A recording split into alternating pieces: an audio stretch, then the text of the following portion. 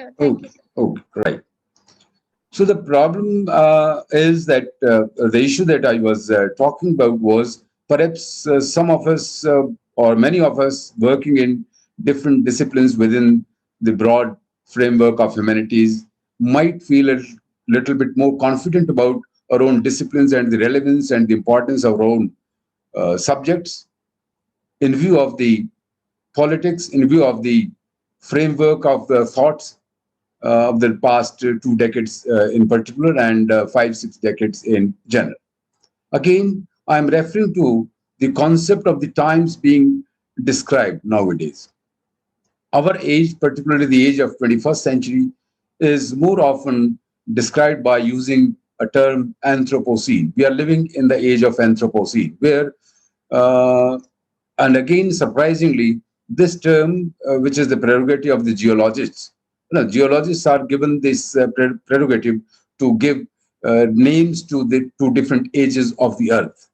And it is for the first time that this name Anthropocene, this name has not come from the geologists, but it has come from the environmental scientists. And more people are picking up, more and more people are using it as a point of reference to understand what life all around has become. So in these times, perhaps whatever we do has become more relevant. We are we are quite fortunate in a way in living in our country. Fortunate in the sense that our country happens to be much more multi-ethnic, much more multi-religious, much more multilingual, much more multicultural in a way as compared to other countries. So this should give us more strength rather than giving us some sort of weakness. The only problem is we seem to be insensitive to this idea of living and growing up in a multicultural society. That is somehow the problem. Because the topic for the day is popular culture and popular literature. So I may lapse into the use of Hindi or maybe sometimes Haryanvi or even Punjabi. The three languages which are predominantly spoken in this area.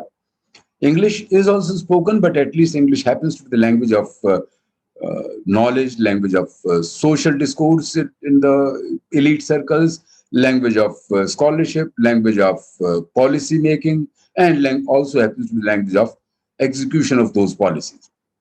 If not execution as such, but at least those people who are responsible for executing those policies at the higher level.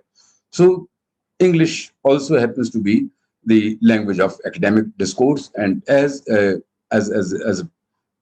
teacher working in English department, it is incumbent upon me to speak in English, particularly in a talk organized by, again, Department of English. But I might lapse into the use of Hindi and Punjabi. Please, uh, Professor Mishra and Dr. Divya Jyoti, I hope you will allow me this digression. Am I Please, sir. allowed? Please, please, sir. Please. Thank you. It's going to be more anecdotal. As I said, all of us live in a multilingual, multi-ethnic, multi-religious atmosphere, social atmosphere, cultural atmosphere. But most of the time we remain immune to this multiness, and more often lapse into the unitariness. I don't know what could be the reason, but it is certainly the case. For example, I've, I've been living in Rohtak city the last 3 decades or so, more than 3 decades now, perhaps. This city is dominated by two major chunks of people. One who belong to this area, who have come to this city from the nearby villages, and also a lot of people who came to this place in 1947 as a result of the independence or as a result of partition, as the two terms are used by people who were affected by the partition. So they speak Punjabi language rather than it being an opportunity for the majority of the people to learn the nitty gritty of the languages that people speak in their proximity, there seems to be a kind of distrust.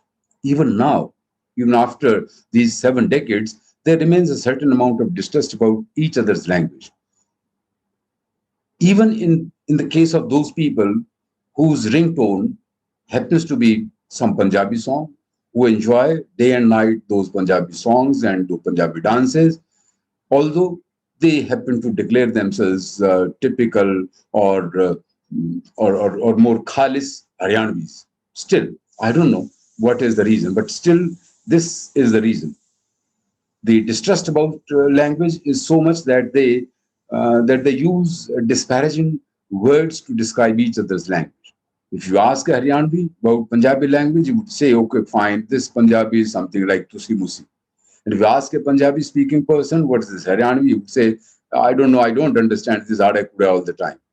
So this kind of distrust and this kind of issue sometimes even creeps up among or remains a part of our being, even among those who hold responsible positions and were supposed to be about these petty, pejorative mindset.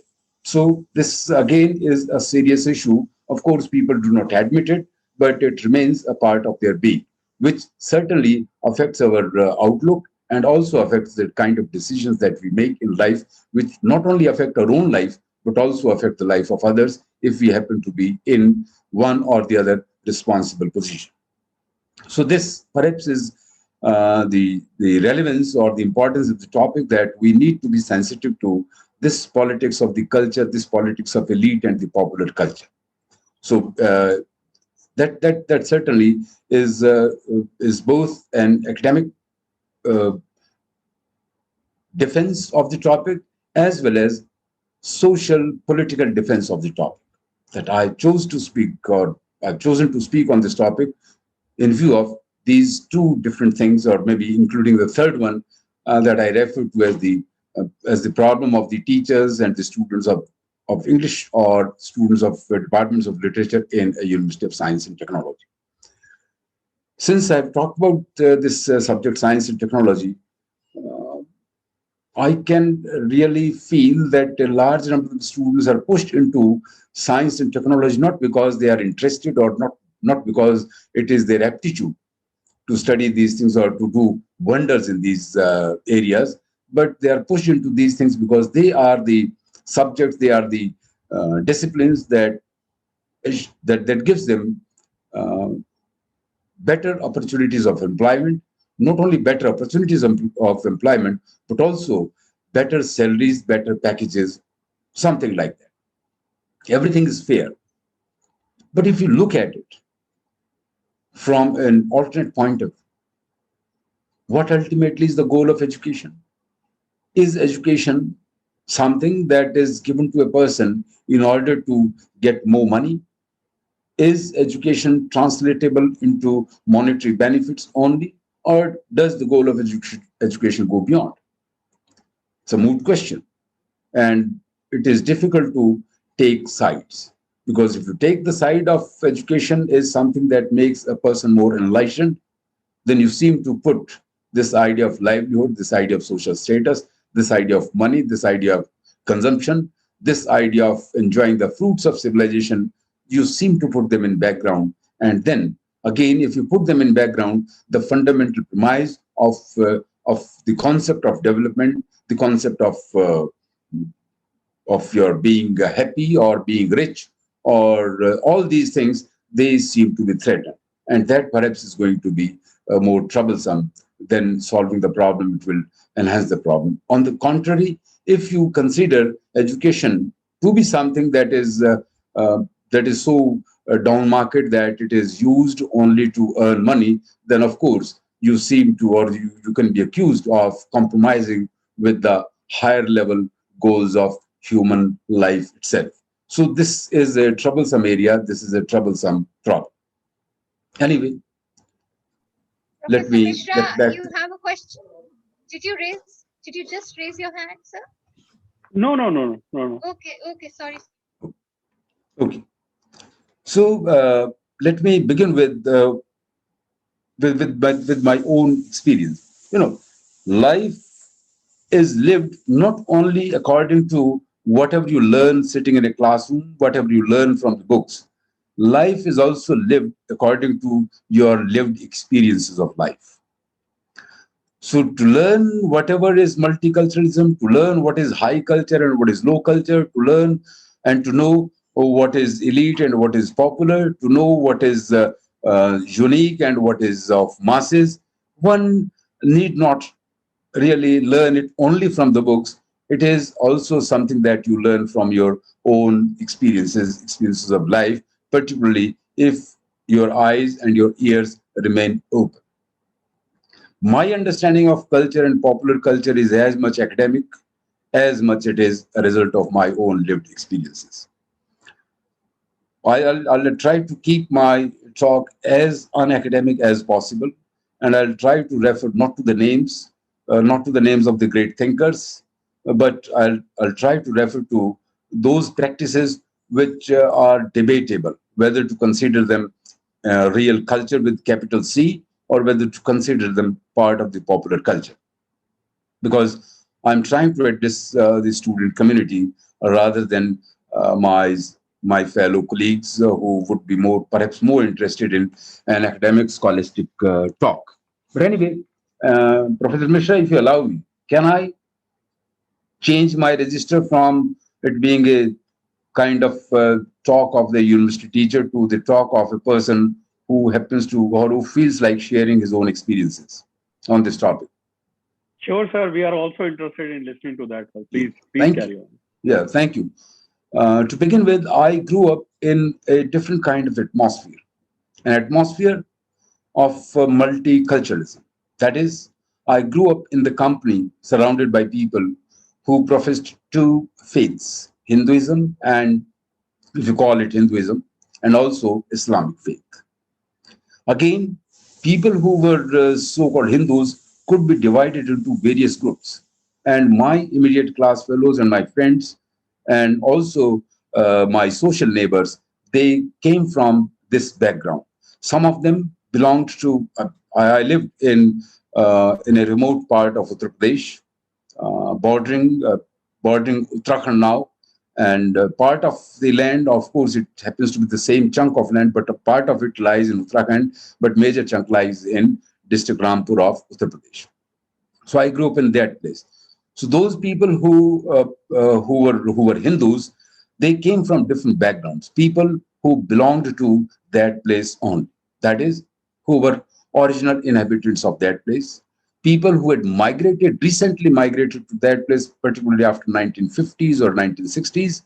People migrated from district Meerut or Western Uttar Pradesh, or people who migrated from Haryana, people who migrated from Punjab, people also who migrated from the West Punjab, now in Pakistan, that is after the partition.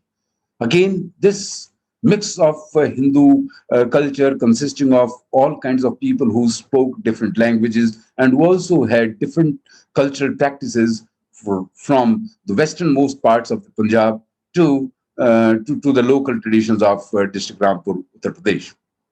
So this was a mix of these things. On the other hand, those people, rather than being a simple monolithic category, the people who professed Islam, they also fell in three major categories, particularly at least two major categories.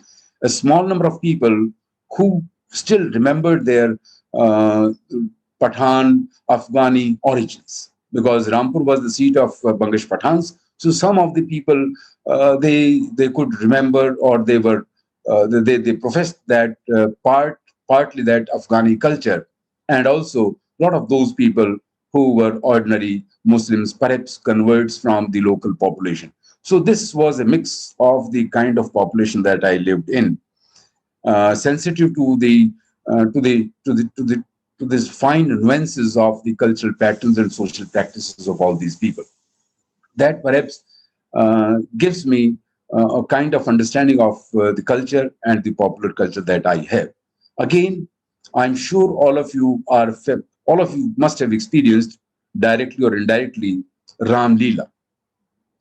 I'm sure everybody is sure of this event, Ram Leela. Whether it is a part of elite culture or whether it's part of popular culture is something which is a very difficult issue to decide. But I would go for popular culture. Ramlila certainly is part of popular culture rather than it being uh, a culture of elite people, because elite people can always refer to the Sanskrit Ramayana of Valmiki, or even the or even other variants of Ramayana. But most of the Ramlilas, they happen following not Ramayana, but they follow Ramcharitmanas, which of course was a popular rendering of the epic, sometimes in 16th century by Tulsidas in Avdi language, one important dialect of Hindi language. So this is again something that makes it more popular. Not only this, but the very idea of organizing, the very idea of holding Ramayana, that also relates it to the popular culture because it follows the pattern of the agrarian society. The time is very important, the time of the fertility rites and the time of the crops coming up and all these things. So this is certainly something that makes it popular. Again, why did I bring this Ramlila to this talk is also significant because my experience of watching Ramlila way back in early 70s in one small part of district Rampur is of different nature. That's why I brought in this question of Ramlila. Of course, Ramlila all through the country would certainly fall in the category of popular, but my reference to the kind of Ramlila that I watched certainly calls for its explanation or its elaboration in a different way. Ramlila, as it used to be happen in a nearby village, which was a bigger village or in a way occupied central place, was Ramlila again held like it was held in all other places, with one difference from the way it is held in Haryana. Most of the time, usually the Ramlila would come to an end by 1 o'clock or something like that.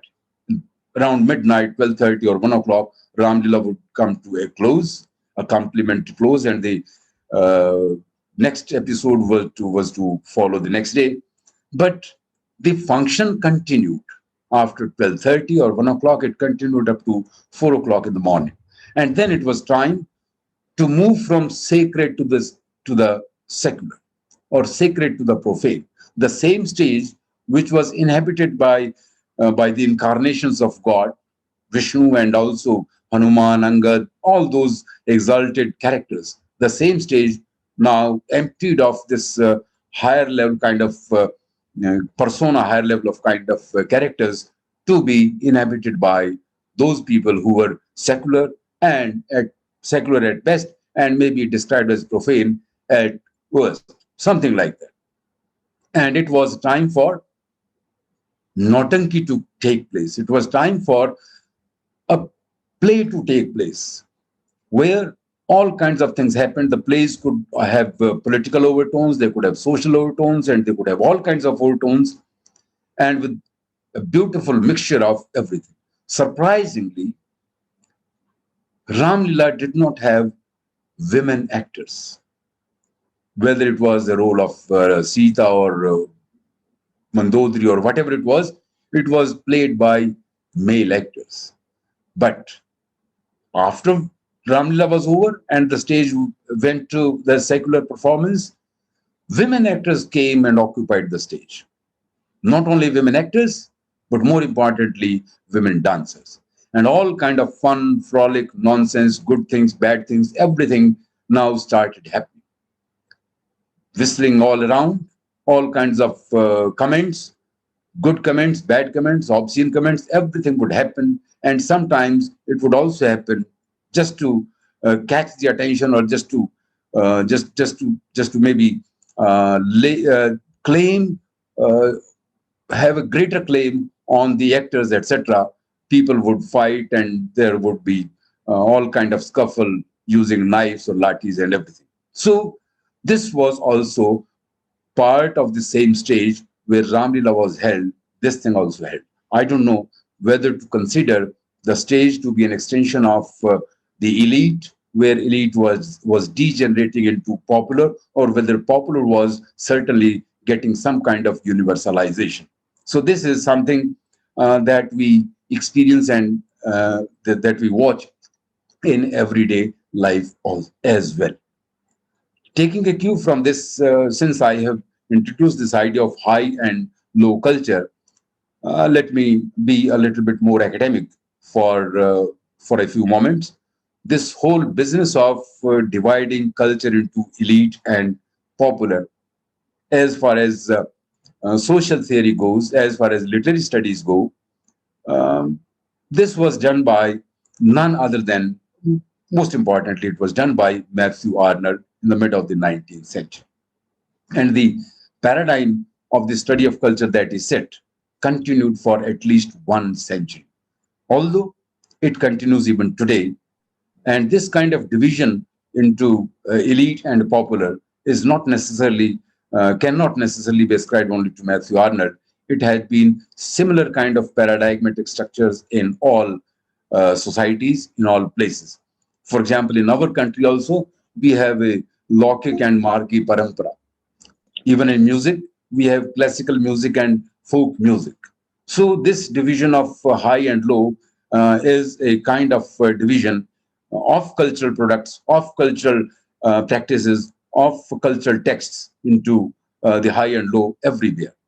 But as most of the people who are into the academia, they are more familiar with with this paradigm of, or with this kind of explanation of culture that comes from Matthew Arnold, beautifully described by him in his book Culture and Anarchy. This idea continues in the works of T.S. Eliot, and more importantly, F.R. Lewis, the towering literary critic of England for a number of years, whose literary criticism always bordered on some kind of cultural criticism. It continued till Second World War. After the Second World War, things started changing because society had undergone a change. Many more people, a larger number of people who had been soldiers in the First World War or the Second World War, because the number of soldiers required to fight those two great wars was far greater than the number of soldiers which England required earlier. So a large number of people could have the benefit of their pensions, could have money, and they could also afford to get higher education. So a large number of people belonging to middle class, lower middle class, or working class, their sons, their daughters, they started going to the higher education institutions, and they also started getting into academia and all those things. Many of them also became serious students of all different kind of disciplines within social sciences, within humanities. So obviously, their training, their aspirations, their fears, their anxieties, their desires, they also had some or the other kind of impact on literary studies, also on critical thought also.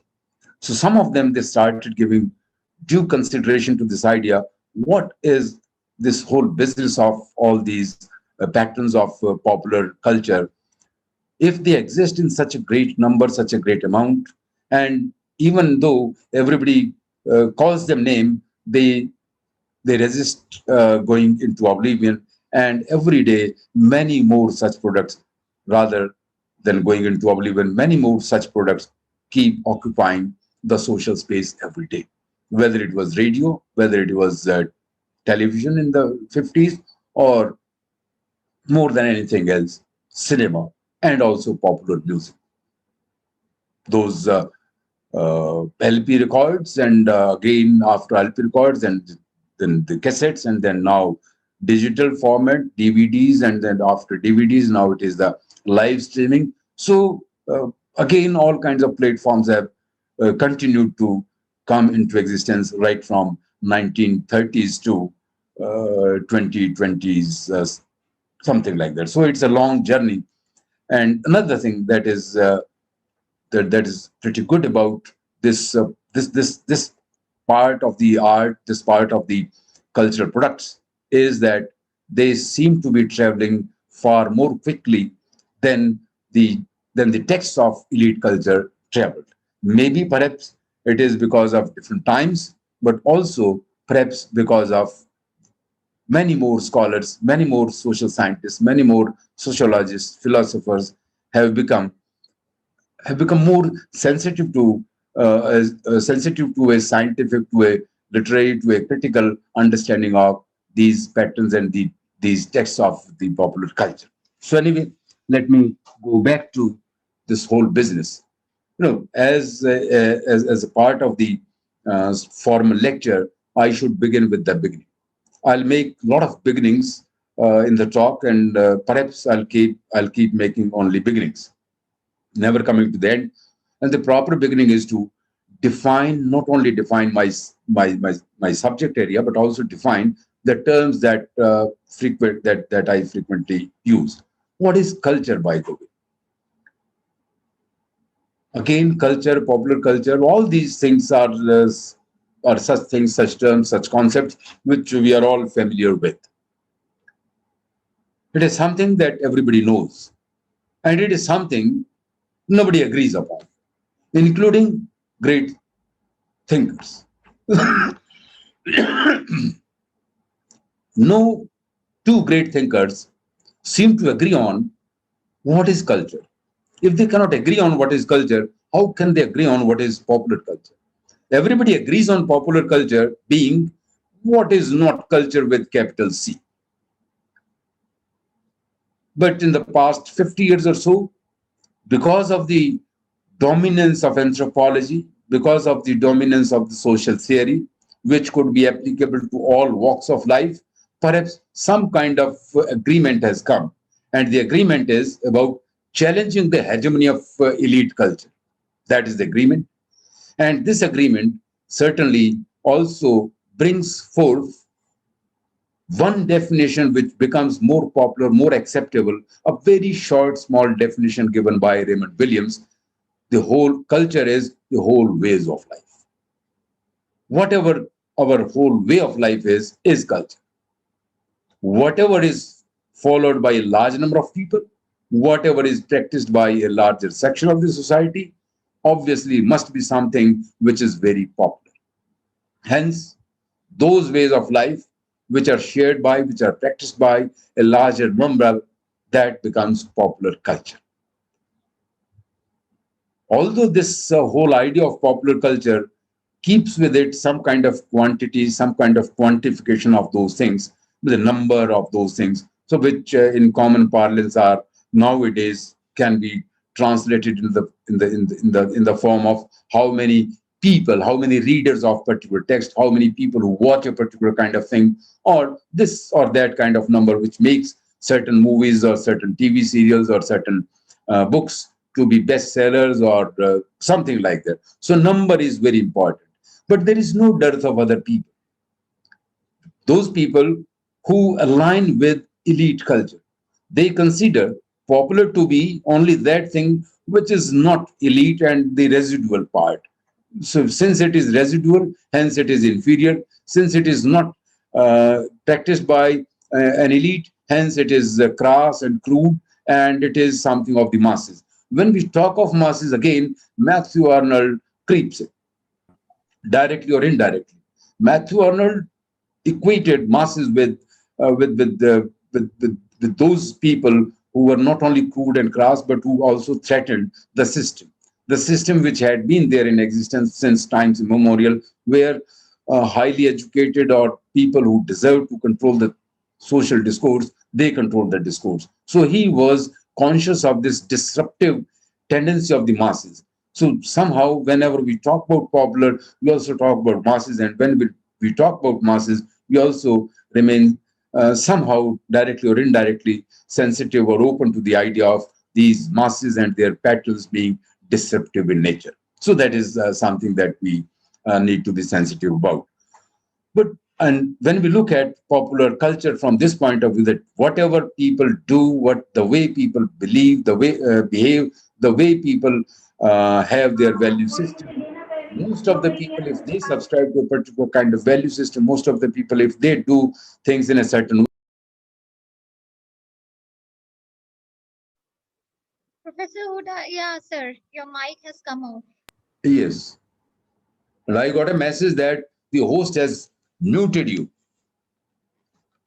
Is was it a trick on your part to mute me, or was it inadvertent, or was it a No, sir, must have Not been by at all. weakness mistake. of We It are must have keen been. platform? listeners. So we are all listening to you. It was Yeah, we are it keen. was there was some kind of a disturbance. So Okay, okay. yeah. It was just an aside. Fine. Sorry about that, No, sir. no, no. Sorry about. It was just an aside, and it gives me an opportunity to take a breath. Okay. So, and Thank you elite for. culture can be persistent, consistent, and continuous, but popular culture happens to have lots and lots of breaks. So I got a beautiful break for being muted. Thanks for that. Thanks to the platform, maybe digital platforms, naughtiness in giving me this break. So this whole business, I mean, if if I ask this question, how many of us are really interested in watching only those movies which are given awards every year, national awards, or maybe this award, jury award, this kind of jury award, or that kind of jury award, or given a choice, would be how many of you would continue watching Pather Panchali or Sholay? I don't know. Sometimes people would be more interested, many people would be more interested in watching Sholay rather than Satyajit Ray. Is it wrong to watch Sholay? Is it bad to watch Sholay? That is the question. Somehow or the other, popular because it is related to masses, because it is related to large number of people. Money comes into play its role. For all those people who are the creators, pushers, or circulators of of all those texts which fall in the category of popular texts. Making making a picture, selling it in the form of calendars and putting it on all kinds of things, or selling the pictures of some famous, beautiful models, is as remunerative as perhaps investing in a painting made by a celebrated painter. But again, it is for only the elite people who would invest in that painting. Yes, beautiful. The four different paintings of Mona Lisa. How many people would certainly would really be interested in making an investment in the Corona Lisa, or Mona Lisa after lockdown, or Mona Lisa after? Not many people. This parody and pastiche, whatever you may call with it, is the prerogative of the popular culture, not necessarily of elite culture. Although, as Dr. Divya mentioned in the beginning, we are living in postmodern times. Hence, the divisions between high and low, they certainly do not hold, but they certainly hold in one or the other area. They do hold. Still, there is no dearth of people who would like to be different from others. Uh, I don't know. Most of the audience happen to be students, so they perhaps wouldn't be sensitive to this idea. But when Professor Mishra perhaps can relate it to a little bit, relate to this idea, how elitism comes into practice, how people need to be different from others. 1970s was the time when people started listening to the serious music, that is ghazals. So 1960s and early 70s was the time when the ghazal singing in the form of LP records and something else, was dominated by such singers like Mehdi Hasan or Begum Akhtar. But then other people like Jagjit Singh and maybe later Ghulam Ali, those people also started giving performance and they also became popular. So people started listening to the ghazals of Jagjit Singh and Ghulam Ali. It was difficult to buy LP records and those record players. So because in 1970s, compact cassettes, compact cassettes have also come into existence, and simple tape recorders and two-in-ones have also started coming into existence. So many people who were interested in listening to the songs of Muhammad Rafi or Mukesh or Lata Mangeshkar or Asha Bhosle, that is film music, all those people, they also started listening to Jagjit Singh and Ghulam. So ghazal, listening to ghazals somehow became something that everybody was listening to. So those people who thought themselves to be belonging to a different category, who did not really listen to the film music and who listened to the music of these singers who were supposed to be near the classical tradition, they felt themselves threatened. So if music cassettes had come into circulation, and of course T series, the Gulshan Kumar revolution in the music industry, that revolutionized everything, and from Mata ki Bhet uh, to the Bhet of devoted to this deity or that deity, everything became common, and cassette players became really everywhere. Whether it was a rickshawala, whether it was class 4 employee or class 3 employee or class 2 employee, or all these things. So Times of India, they came out with their own series of music. Not only they rediscovered the lost talent, that is introducing those music compositions of Begum Akhtar again, Kishore Yamonkar, maybe other Parveen Sultana, classical, semi-classical singers, and also the Tumris and Dadras of Shobha Gurtu, Nirmala Devi, Sadeshwari Devi. So they came up with this idea of reinventing the classical tradition. And it was also the time, 1980s and early 1990s, that we became conscious of the fact Ghulam Ali, in fact, is this Ghulam Ali is not real Ghulam Ali, and there was some other Ghulam Ali, Bade Ustad Ghulam Ali Khan. So all these things, they again are an effort to make a distinction between elite and popular culture. So this politics of elite and popular keeps going on even today, in spite of postmodernism dispensing with such binaries of elite and popular. The same goes for writing. People who had grown up on the staple diet of reading great writers, maybe great writers James Joyce, Virginia Woolf, Hemingway, Fitzgerald, Hawthorne, somehow this whole business was changed overnight. In India too. It had changed in the West earlier, but in India, it also became a different kind of scene. I grew up reading Gulshananda Prem Vajpayee way back in 1970s, and I was always taken to task by my parents, everybody, to read such trash. Not only Gulshananda and Prem Vajpayee, Rajhans, later on Ranu, Colonel Ranjit, James Headley Chase in Hindi translation, James Bond series in Hindi translation again, but a lot of other things, including Kissa Tota Maina, Hatim Tai, all kinds of things, whatever, whatever could come handy. And all these things were not really the things which a young boy, 10, 11 years old, 9 years old, was supposed to read. Anyway, by and by, Munshi Premchand also came, Sharat Chandra also came, Shivani also came, Guru Datta also came. All kinds of writers came my way, and all these things happened. Elite culture, again, there was a division into elite and popular. Although,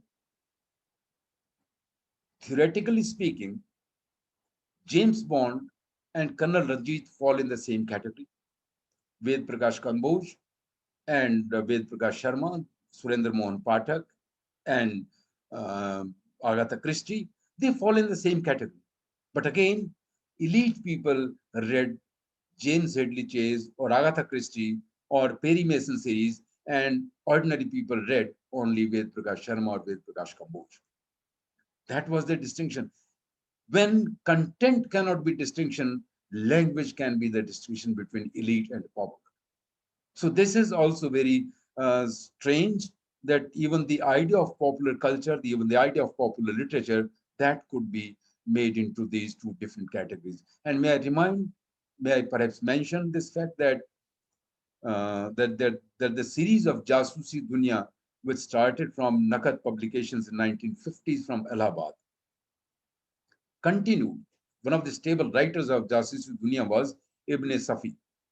After partition, Ibn Safi moved to Karachi and he kept on writing novels in Urdu, which were translated into Hindi also overnight, and they kept on and the publication continued even in 1950s and 60s and continuing even up to 70s. Many more writers came on board writing for Jasusi Dunya, and also the idea of ghost writers, that also became very available to the Indian people also. There was no writer uh, named Colonel Ranjit. There were 4 or 5 writers, ghost writers, who were given the job of writing these novels by Hind Pocket Books to write those novels. So commissioned works. So could I remind the students of literature about this politics of writing ghost writers, grub street writers, which Alexander Pope was really very unhappy with. So this kind of thing, it happens in every country. And as far as popular literature is concerned, I'm sure publishers of merit more than Delhi, they perhaps are responsible for bringing this kind of literature into public domain. I don't know what we may call about it, but certainly uh, certainly the works of Gulshananda, the works of Prem Bajpayee, their works were as much important in society as much the importance of Munshi Premchand or Sharat Chandra. If I could again remind my listeners, popular literature, or at least Hindi Upanyas begins with this quotient of popular literature. Babu Devkinandan Khatri wrote a novel in 1880s, well, around 150 years ago, 1.5 century ago, Chandrakanta. I'm sure some of my audience would be familiar with this name, not not because of the book, but perhaps because of the TV serial Chandrakanta, which again was a television rendering of the same story, the same book. If I could mention the fact that this was one book which occupied great literary space in 19th century, and many people, hundreds of people or perhaps thousands of people learned Hindi Devanagari script, learned to read Devanagari script. Of course they spoke Hindi, but in those days in schools Arabic or Persian alphabet was taught, Urdu सिखाया जाता था, हिंदी नहीं. So बहुत लोगों ने हिंदी सीखी सिर्फ चंद्रकांता खुद पढ़ने के लिए, and then other works in the Bhutnath series. So popular has always been part of literary production. Munshi Premchand, howsoever great discussion might take place in the critical arena in the world of academia, had he not been popular, then he would not have been as relevant as he is today. James Headley Chase, Sidney Sheldon. Let me also mention Sidney Sheldon came to India way back in 1980s, I think. When he was roaming in different parts of Delhi, including Janpath, he saw and he picked up three of his own novels, which he never wrote. 3 novels written by Sidney Sheldon, sold on Janpath by all kinds of Patri Bazaar, were the novels which he never wrote. Such was the popularity of Sidney Sheldon in America that ghostwriters could write spurious novels in the names of Sidney Sheldon and they could sell. So this is the politics of most important politics of popular literature and popular culture is the saleability of these things. Money certainly comes into play and it becomes a kind of mediator. So popular culture is as spontaneous as people's life is, no doubt. But when money comes to play its role, people tend to have little less control over whatever they enjoy, whatever they create. Popular literature is the creation of the people, for the people, and consumed by the people. The only difference is in real literature, literature with capital L, and popular literature is the artists of literature, literary artists. For example, tomorrow you will have a discussion on Dostoevsky also. So writers like Dostoevsky, they don't bother about people. They are concerned about their own critical, creative energy. They would like to put into words whatever they think is art, whatever the way they feel like rendering the world in words. They wouldn't bother about whether people like it or not, whether somebody will publish this book or not. They don't bother about it, and they are the people who seem to be guided by their own creative energy, mediated by their outlook about the practices of life. Whereas a popular writer would certainly write what kind of story should I write that people will enjoy. Once a formula becomes available, then it is repeated unless till the time the formula stops giving dividends. There were a large number of movies where dacoits dominated the scene. Hindi cinema, Daku cinema. Every third movie was about Daku. It was dacoit. Daku problem, there was a problem about dacoits. Not only there were many movies, but many books, many novels, many popular things. They were created about this theme of dacoits. Manmohan Kumar Tamanna's novels, I don't know, but people belong to my generation and who read popular literature, they must certainly be sensitive, or perhaps some of them must have read those those books written by Manmohan Kumar, Manmohan Tamanna, Chambal Ki Rani, Chambal Ke Daku, Dasyu Sardar this and Dasyu Sardar that. Why could it be written? Why those novels could be popular? Because dacoits like Daku Man Singh, Tehsildar Singh, Mohar Singh, such dacoits, those dacoits dominated the public discourse also. Their names and they became cult figures. They they became they were very popular characters. They were very popular people among the masses. That's why they could not be killed by, or they could not be captured by police or by the state machinery for a very long period of time because they had the popular support. Incidentally, when we are talking about popular, is it not really very important to become popular, to have this popular quotient related to our existence itself as a citizen of a particular nation state? In democratic setup, wherever there is democracy, don't you think the very existence of the political system depends upon certain amount of popularity? Whosoever is popular carries the day and becomes the executive, whether it is America or whether it is India, whether it is the Indian nation, the idea of the parliament or the idea of the executive for the nation, or whether it is the executive of the state.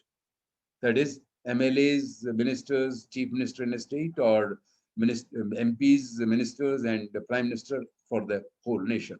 Or maybe, for that matter, whether it is prime minister of India, or whether it is prime minister of England, or whether prime minister, or whether it is president of France, or president of the United States of America. This whole business of popularity really plays its role. Sometimes those people become more popular who are able to touch, touch, touch the hearts of their voters rather than real real issues of politics the way they are going to handle them. That certainly is the factor which decides. In the same way, popular literature is that literature which touches the reader's minds, emotions, feelings, thoughts, aspirations, fears, and anxieties. That certainly is the way. Whether you like it or not, I have never come across anybody worth her salt or worth his salt who teaches literature in a department of literature only, who would approve of, maybe say, for example, Chetan Bhagat, or they would tolerate Chetan Bhagat. Still, with a lot of qualifications and everything, they might tolerate Chetan Bhagat. But nobody is ready to tolerate Shobha De. Strange. Whether people tolerate Shobha De, whether people agree about Shobha De being a novelist, is besides the fact. The fact remains that she has written many novels, and she has sold a lot of those novels, and she has made, perhaps either she or her publishers have made money out of it. Penguin certainly reminds, penguin is a word which is associated with standards of publication. Penguin India published her works. So if critics are not happy with the Shobha De, at least publishers are happy with Shobha De. Whether you accept them as a part of the literary canon or not, that is important. Not many people, I don't know. James Joyce's Ulysses was prescribed in my syllabus when I did my MPhil. So I was compelled to read it. I read through it, that's all. As a part of my duty, as a part of my job, I read through Ulysses from the opening page to the last page without getting anything about it. Of course, I also made a presentation on the on one section of the novel, because that was the mandate given by my teacher. One of my teachers who taught us that course was asked us to make presentations on different parts of Ulysses, and my roll number happened to be one, so I was compelled to make this presentation also on Ulysses. And because nobody else volunteered to make a presentation on that section which carried Molly's monologue, so I was pushed into making a presentation on Molly's monologue also. I made the presentation, of course, and I passed the course also. But I told my teacher, sorry, sir, I made the presentation, but I don't know what this whole novel is all about. After this kind of personal experience, I got legitimacy about it. Maybe just a few months, maybe 3, 4 months after that, I got my own views, my own idea about Ulysses validated in the words of a respectable novelist critic of India. I happened to pick up a book in the library when I visited library. I did my master's from Kurukshetra University. So when I went to the library once, on the display was one book, 18 Hindi Upanyasyon ki Samiksha. Rajendra Yadav was the writer editor, something like that. I just picked up that book and read through its preface, Prakthan. और उस प्राक्थन ने मुझे बड़ी खुशी दी. वो MPhil का first semester पास करने की इतनी बड़ी खुशी नहीं थी जितनी उस दिन उसको पढ़ के हुई, क्योंकि वो यूलिसिस जो मेरी समझ में नहीं आया था, मुझे एक और आदमी मिल गया जिसकी समझ में नहीं आया था, बिसाइड्स माय क्लास फेलोज. तो मेरे क्लास फेलोज की समझ में भी नहीं आया था, नो डाउट. एंड तो लेकिन वो इतना बड़ा सॉलेज नहीं था क्योंकि वो तो मेरे जैसे थे. तो राजेंद्र यादव की समझ में भी नहीं आया था यूलिसिस, वो मुझे प्राक्थन पढ़ के समझ में आ गया. राजेंद्र यादव ने अपने स्टूडेंट लाइफ के बारे में लिखा कि हम जब विद्यार्थी थे तो तब उस समय कविता पढ़ते थे, उपन्यास को हम घटिया मानते थे. लेकिन हमारा एक दोस्त बहुत ज्यादा उपन्यास पढ़ता था, वो कहता था कि जिसने यूलिसिस नहीं पढ़ा उसकी जिंदगी बेकार है. लिहाजा बोले कि हमें अपनी जिंदगी को सार्थक बनाने के लिए यूलिसिस पढ़ना पड़ा. सो पढ़ने की कोशिश की, नहीं पढ़ पाए, नहीं समझ में आया, तो बोले मैंने उसका, राजेंद्र यादव कहते हैं कि मैंने उसका मुख पृष्ठ फाड़ दिया, उसके ऊपर सादा कागज चिपकाया और लिखा दर्शन शास्त्र एक समीक्षा या एक कुछ कुछ लिखा उस पर, दर्शन शास्त्र लिख दिया।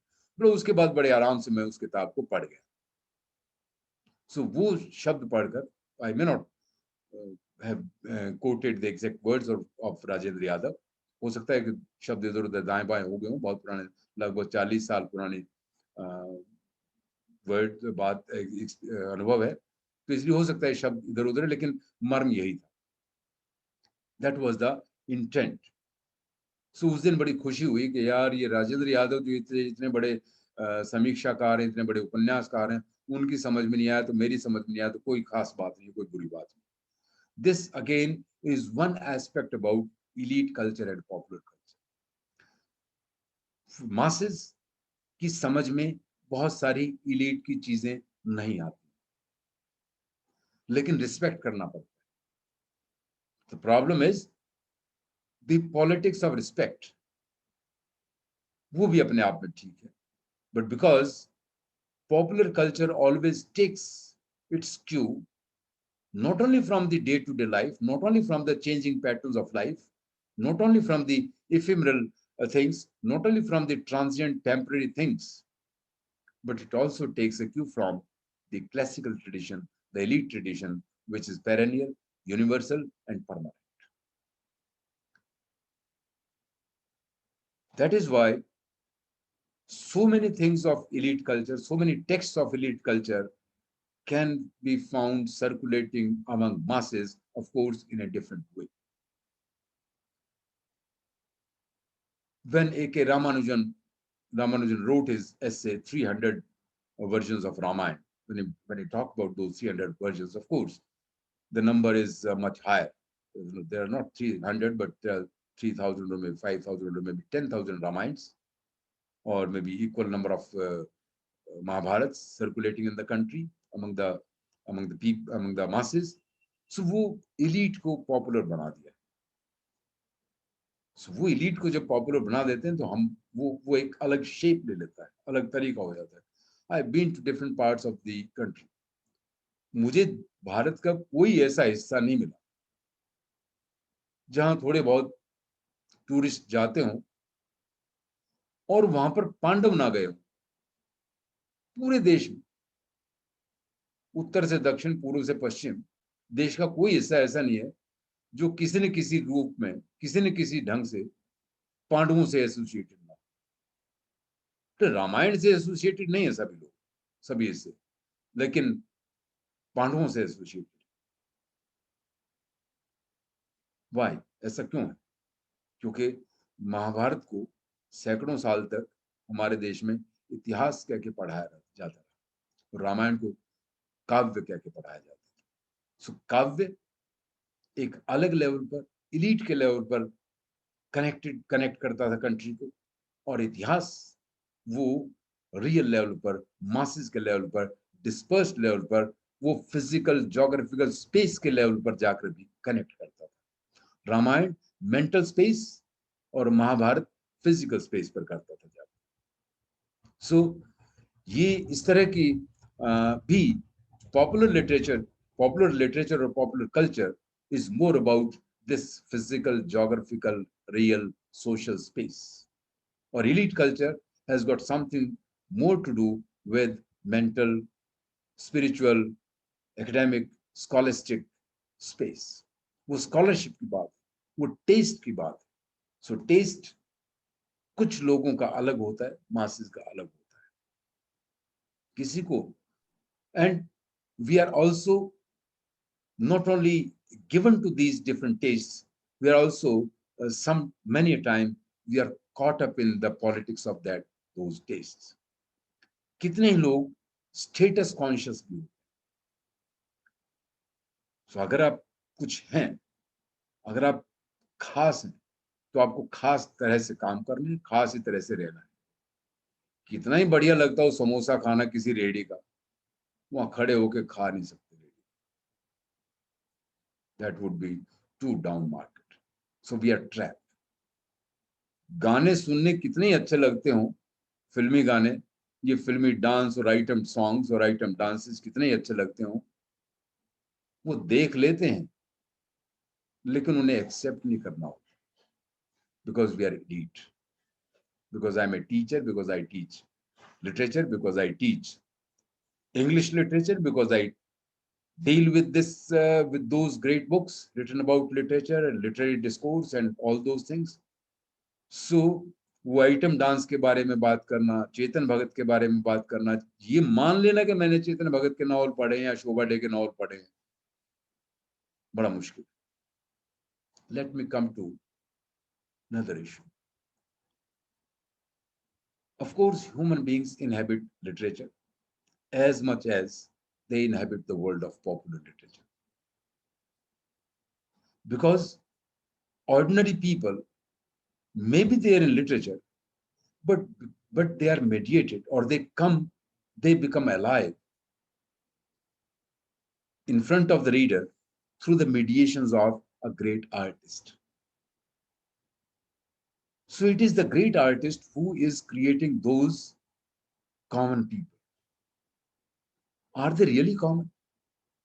When they come mediated by the great artist who gives two hoots to what people think, what people will like, can they be real, ordinary, common characters? That is my question. Whereas, because Chetan Bhagat or Shobha Day, they have got to write novels which common people will read, and common people would feel like aligning themselves and would feel themselves reflected in these characters. They would like to see their fears, their anxieties, their desires, their aspirations, not only discussed, but also realized. Fears and anxieties averted, solved, and aspirations and desires fulfilled. So, don't you think these writers have got to create more convincing common people? When we look at this whole idea, now since I've talked about Chetan Bhagat and Shobha Day, I mean, sorry for being unfair to those hundreds of writers who fall in the category of popular writer and who make this industry going, make this culture going forward. But anyway, the time is always short in any discussion, any discourse. So let me. What happens? Why people are angry with Shobha Day? Some critics have described her novels not as fiction, but as fiction, because of lot of graphic details of the sexual act itself, sexual intercourse itself, all kinds of abnormalities, normalities, all kinds of things that one can imagine about sex. They are there in her novels, practiced by one or the other character in this or that novel. So obviously, she is corrupting the minds of her readers. Fine, she might be. But what kind of readers do she have? Men and women both? What will happen in case of men? Their fantasies, they will be happy when their own fantasies will be written in words. So they will have some kind of precarious satisfaction, gratification, maybe uh, some kind of precarious orgasm when they read her novels. Let it be. What about women? Her novels are read by women too. Will it be a kind of validation of all the fantasies of women who might have such kind of fantasies or who might have such kind of ideas about sex? Is it something? I mean, the whole population depends. Human society depends upon this sexual intercourse. If sexual intercourse stops, human population will also stop. Is this such a bad issue that cannot be discussed? And that too in late 20th century when we started writing novels, and also when and also 21st century, late 20th century when people were already talking about giving sex education to school children. I don't know, but all mature readers, and if And if people are angry with the kind of language she uses, fine, agreed, okay. But will any great critic tell me if something is to be described, what kind of words is she to use? Even in order to describe the feelings and emotions, etc., of those characters who are indulging in that sex act. What is the language, by the way, available?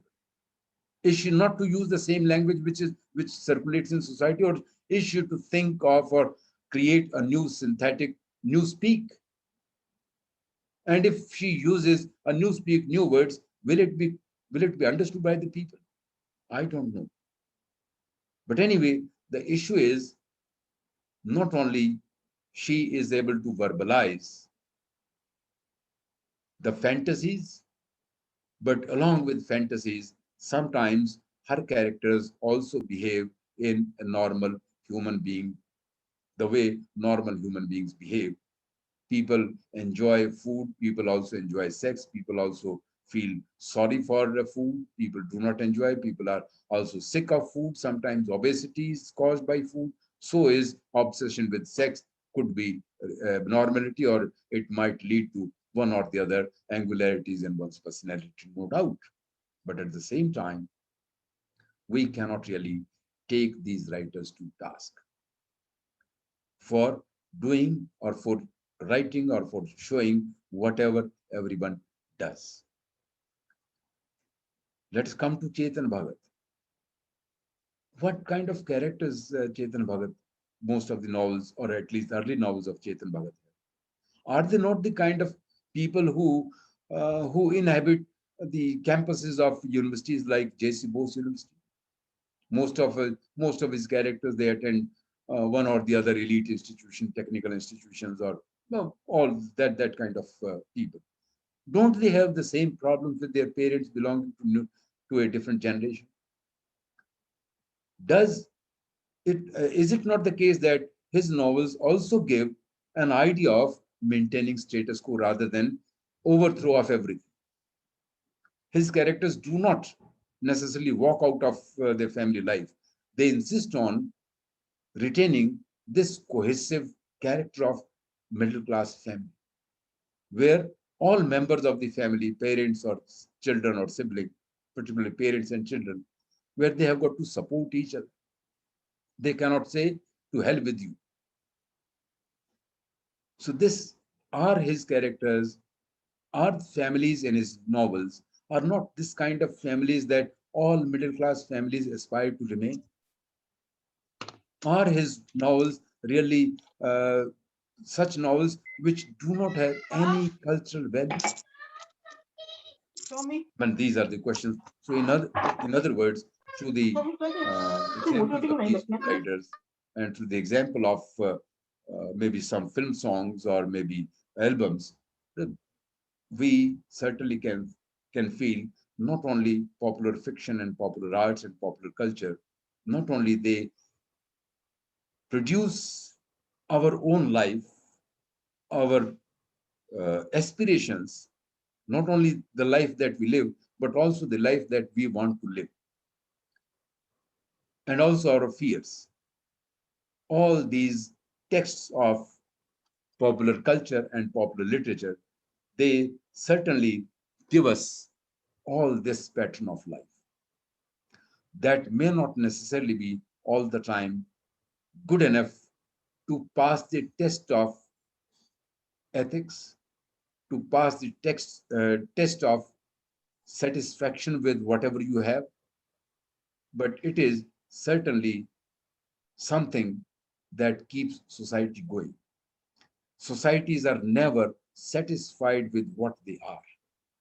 This is again primary motive for the change in human civilization from the point of from the kind of life that we lived way back thousands of years ago, hunting or maybe gathering food and hunting animals, to the present times. So satisfaction or a certain amount of dissatisfaction certainly is something that keeps us, that makes us keep going. So is the case with our desires, which are reflected and make us dissatisfied. A charge which was levied by the famous duo of QD and FR Lewis against popular literature. The charge is okay, fine, agreed, it's correct. But this charge can also be levied against against science and technology itself. Can we manage without science and technology? If we can manage without science and technology, okay, fine, we would be happy to manage without popular culture and popular literature. I'm talking about popular culture and popular literature in 2021. And I have also brought in the whole business of science and technology. We are living in the times of great risk. We are living in the times of great danger. We are living in the times of real threat of annihilation of life. The whole planet may go off as far as life is concerned, not because of nuclear war, but because of our own acts. We have been changing the face of Earth in the last 200-300 years, particularly so much, and we are hell bent upon changing it at a faster rate in the times to come. That maybe after 1,000 years or so, or maybe less than that, maybe more than that, but the moment cannot be far away when the earth will sink within itself because of the degradation of the environment.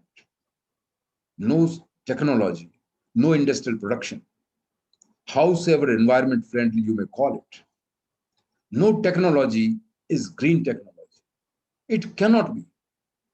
It's a contradiction in terms. Fine, it may feel to be green technology as of today. That also means perhaps we are prolonging the life of the earth. Maybe that's what we can do. If we cannot manage without science and technology, we also cannot manage without popular culture and popular fiction, whether we are happy about it or whether we are sad about it. But what is important is many more people need to be sensitive to read, understand, and make academic study of popular culture, because this affects masses, because this is of the masses.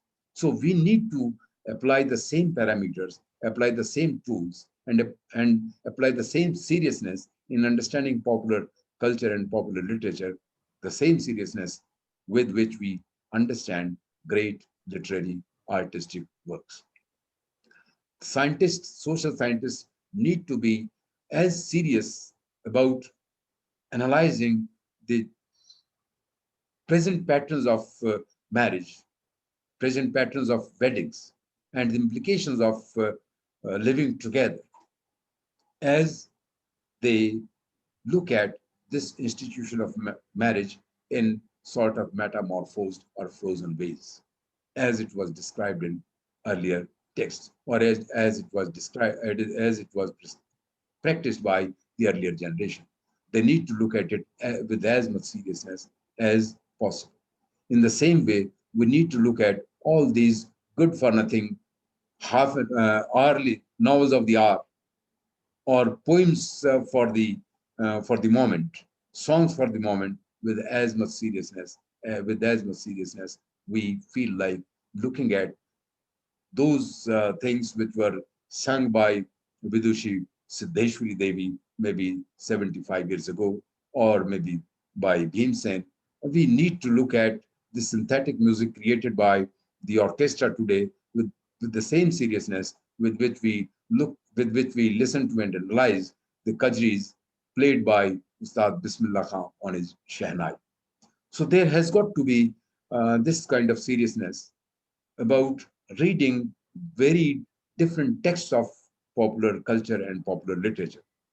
At least we as teachers and we as students of different courses, I'm not certainly saying that we only as students of literature, but also as students of maybe BTech or MTech or whatever that is, whatever courses we are pursuing, we need to really apply our own ways of understanding life, whether it is physics or whether it is mathematics or whether it is mechanical engineering or whether it is print technology or whether it is software branch of engineering or communication, whatever uh, tools and parameters are taught to us by the academic discipline that we are pursuing, we must use many of those things in understanding our own life. And our own life certainly is the life that can be categorized as popular culture. And whatever we, most of us read, or most of us enjoy reading, watching, enjoy watching, enjoy experiencing, that needs to be discussed, and that needs to be analyzed by using great tools that our own respective disciplines provide to us, not necessarily from the point of the tools that literary critics do have.